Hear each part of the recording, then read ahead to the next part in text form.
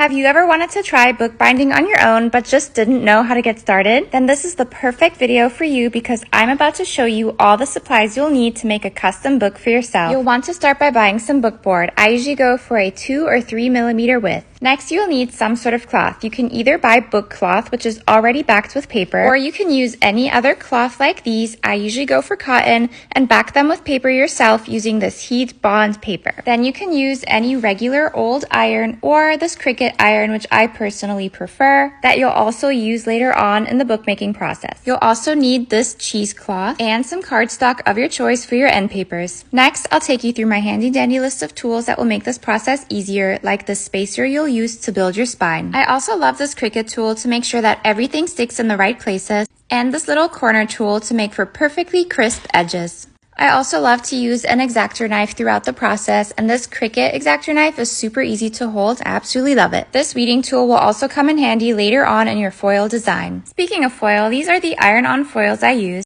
I then use my Cricut Maker to cut the design I want into the foil. However, you definitely don't need to buy one in order to bookbind because they do run quite expensive.